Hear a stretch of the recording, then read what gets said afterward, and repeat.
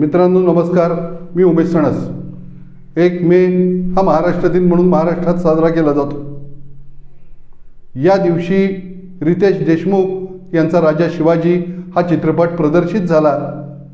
18-19 दिवस या सिनेमाला झालेले आहेत। राज्यभर या सिनेमाला चांगला प्रतिसाद मिळाला। लोकांनी उत्स्फूर्तपणाने स्वागत केलं।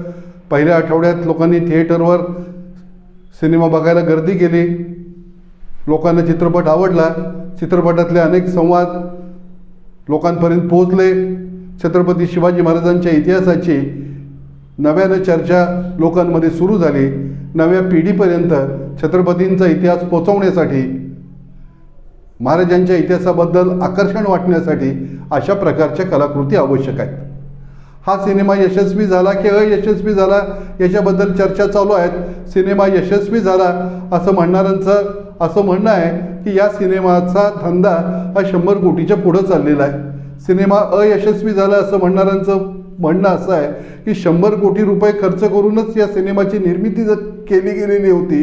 त्यामुळे जेवढी निर्मिती केली, निर्मितीसाठी जो खर्च आहे तेवढाच खर्च निघाला असेल तर या सिनेमाला यशस्वी सिनेमा असं कसं म्हणायचं? आर्थिक फायद्या तोट्यात न जाता छत्रपती शिवाजी महाराजांच्या जीवनातली एक महत्त्वाची घटना निवडून त्याच्यावर चित्रपट निर्माण करावा असं कोणाला तरी वाटलं। तो बिग बजेट चित्रपट निर्माण झाला। 100 कोटी रुपयाचा खर्च त्याच्यासाठी केला गेला आणि हा चित्रपट भव्य स्वरूपामध्ये रसिकांसमोर आणला गेला। हेच सगळ्यात मोठं यश आहे असं म्हणायला हरकत नाही। रितेश देशमुख यांनी स्वतः छत्रपती शिवाजी महाराजांची भूमिका केली। छत्रपती शिवाजी महाराज अतिशय वेगळ्या पद्धतीनं आणि चांगल्या पद्धतीनं मांडण्याचा प्रयत्न रितेश देशमुख यांनी केला। प्रत्येकानं साकारलेले शिवाजी महाराज वेगळे आहेत। यापूर्वीच्या कलाकारांनी साकारलेले शिवाजी महाराज हे त्यांच्या वकुबाप्रमाणे त्यांनी साकारलेले होते। रितेश देशमुख यांनी आणखी एक प्रयत्न केला। रितेश देशमुख हे शिवाजी महाराजांसारखे वाटत नाहीत। रितेश देशमुख यांची देहबोली आणि बोलणं छत्रपती शिवाजी महाराजांसारखं वाटत नाही।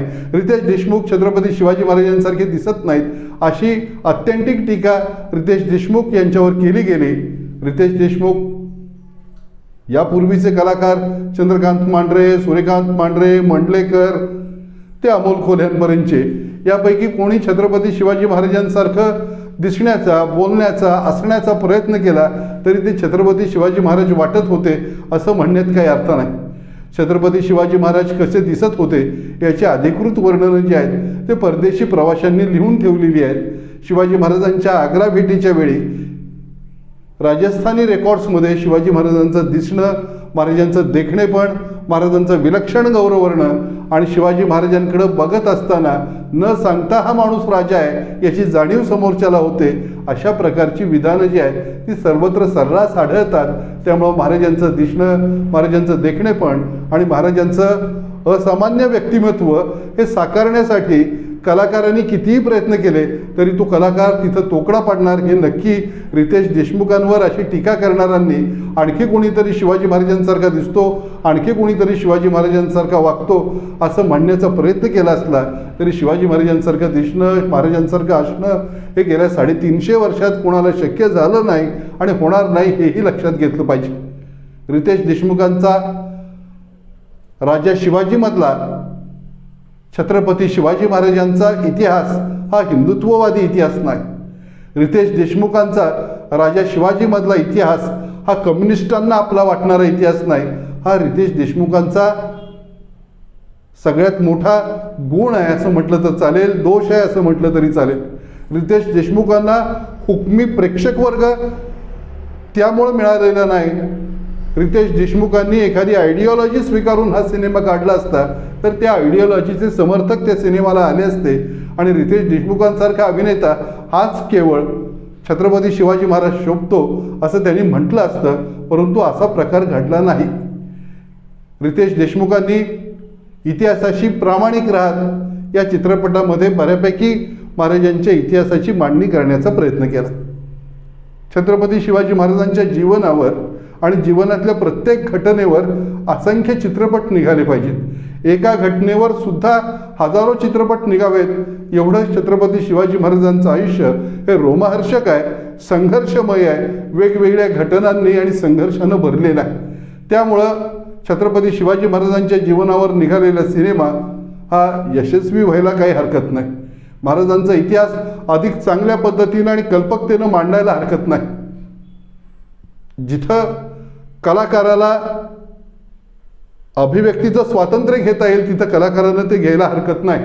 तसं या राजा शिवाजी या चित्रपटामध्ये छत्रपती शिवाजी महाराजांचे थोरले भाऊ संभाजीराजे यांचं व्यक्तिमत्व जे आहे ते वेगळ्या पद्धतीनं दाखवलेलं आहे. त्यांच्यामध्ये आणि छत्रपती शिवाजी महाराजांमध्ये असणारे प्रेमाचे संबंध, दोघांमधले संवाद, याच्यातनं इतिहास हा अधिक जवळ येण्याचा आणि महाराजांचं व्यक्तिमत्व हे अधिक विलोभनीयरित्या मांडण्याचा प्रयत्न हा निर्मात्यांनी केलेला आहे. त्या प्रयत्नाबद्दल रितेश देशमुखांना आणि त्यांच्या टीमला मनपूर्वक धन्यवाद द्यायला हवेत. अफजल खानाच्या रोलसाठी एक चांगला कलाकार उभा करणं, सलमान खान सारखे कलाकार या चित्रपटामध्ये आणणं, अभिषेक बच्चन यांना या चित्रपटात काम करायला लावणं इत्यादी गोष्टी या सिनेमाच्या निमित्तानं रितेश देशमुखांनी केल्या. लोकांना त्या भावल्या. लोकांनी या चित्रपटाचं उत्साही स्वागत केलं. लोकांनी हा चित्रपट थिएटरवर जाऊन गर्दी करत पाहिला. हा चित्रपट हा मराठीतला कदाचित सर्वात जास्त कलेक्शन गोळा करणारा चित्रपट होईल अशी लक्षणं जी आहेत ती आज अखेर दिसत आहेत. या सगळ्यापेक्षा या चित्रपटाचं यश मोठं हे आहे की आजही महाराष्ट्राला, मराठी माणसांना जोडणारा एक महत्त्वाचा दुवा म्हणजे छत्रपती शिवाजी महाराज आणि त्यांचा इतिहास आहे. इतिहासाचं आकर्षण मराठी माणसाचं कधीच कमी झालेलं नाही आणि महाराजांवर इतकं बोललं गेलं, इतकं लिहिलं गेलं, इतकं सांगितलं गेलं तरी देखील महाराजांचा इतिहास हा लोकांना जुना वाटत नाही. पुन्हा तो नव्यानं ऐकावं, पुन्हा तो नव्यानं पाहावा, पुन्हा त्यामध्ये काहीतरी नवं शोधावं असं लोकांना वाटत राहणं आणि छत्रपतींच्या व्यक्तिमत्वाबद्दल आणि जीवनाबद्दल प्रत्येक पिढीला वाढतं आकर्षण वाटत राहावं हे छत्रपतींच्या कर्तृत्वाची आणि छत्रपतींच्या कार्याप्रती मराठी माणसांच्या असलेल्या प्रेमाची आणि श्रद्धेची खूण आहे असं म्हणायला हवं. रितेश देशमुखांनी या सिनेमामध्ये काही मेलो ड्रॅमॅटिक प्रसंग टाकले की जे टाकले नसते तरी चाललं असतं. अफजल खान वध हा या चित्रपटाचा मुख्य विषय आहे, परंतु त्या विषयाकडे येईपर्यंत रितेश देशमुख यांनी एवढा मोठा भाग व्यापलेला आहे की ज्यामुळं अफजल खानाच्या वधापर्यंत येस्तवर चित्रपटाचा मोठा भाग संपून जातो.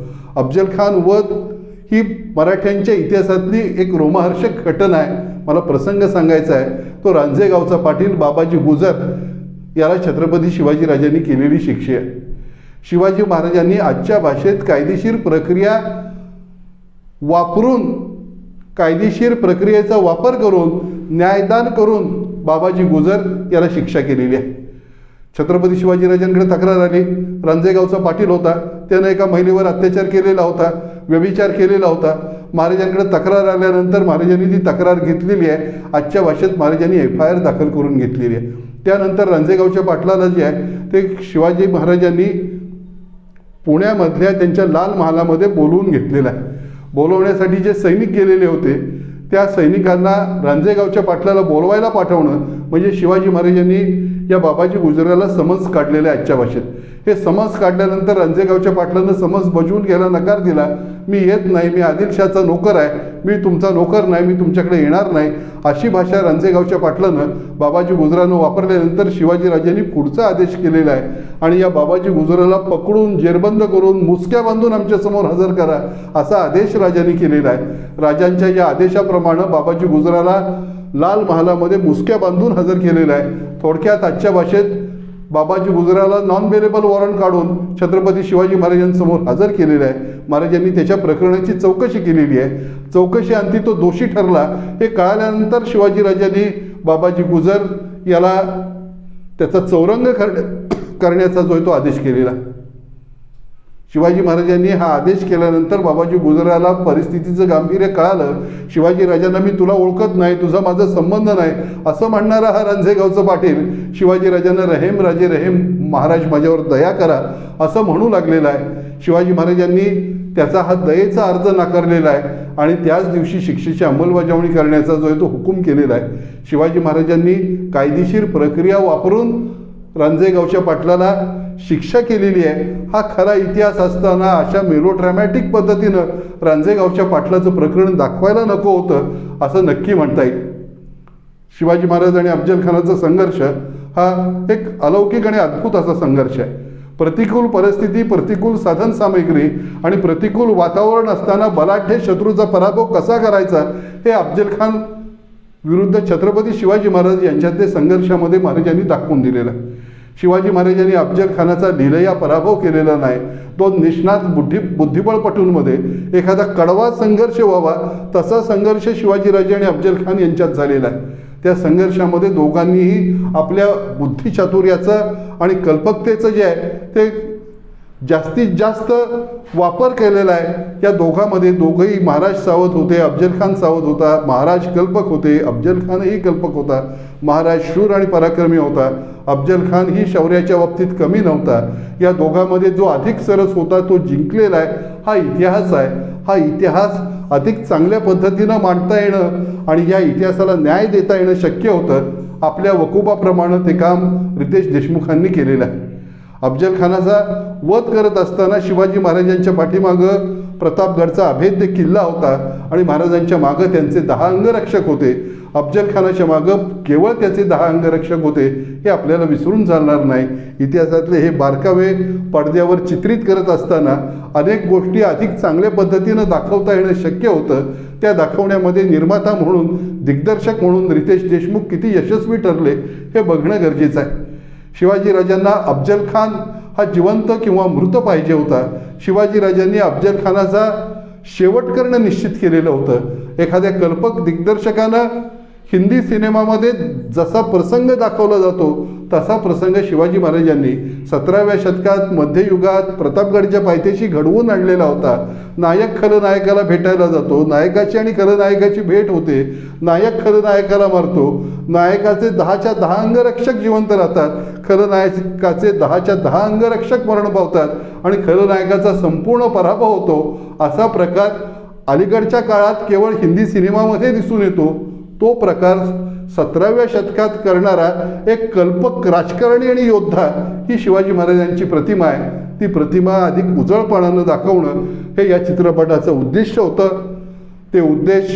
ते उद्दिष्ट एका ठराविक मर्यादेपर्यंत रितेश देशमुख यांना पार पाडता आलेलं आहे. सिनेमामध्ये दाखवत असताना मेलोड्रॅमॅटिक प्रसंग टाळले असते तरी चाललं असतं. मुळात छत्रपती शिवाजी महाराजांच्या सगळ्या इतिहासामध्ये इतके ड्रॅमॅटिक प्रसंग आहेत की काल्पनिक नाट्यमय प्रसंग टाकणं आणि महाराजांनी लाल महालामध्ये प्रवेश करून थेट स्वतःच्या हातानंच रांजेगावच्या पाटलाला शिक्षा केली अशा प्रकारचे प्रसंग न दाखवता खरा इतिहास लोकांसमोर दाखवणं हे गरजेचं होतं.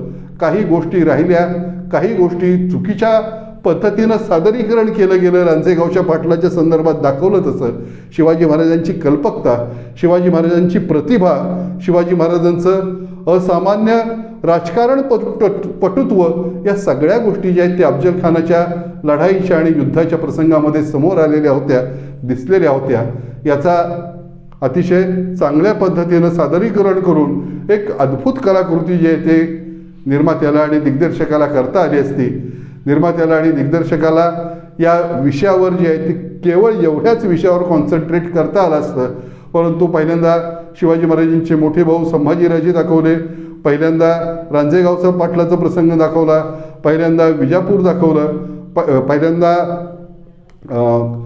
बंगळूर शहर दाखवलं, शहाजीराजे आणि त्यांचा इतिहास दाखवला. थेट शिवाजी आणि अफजल खान एवढ्याच संघर्षाकडं जर कॉन्सन्ट्रेट करून एवढ्याच संघर्षाची फ्रेम समोर ठेवून चित्रपट निर्माण केला गेला असता तर तो अधिक चांगला झाला असता हे नक्की.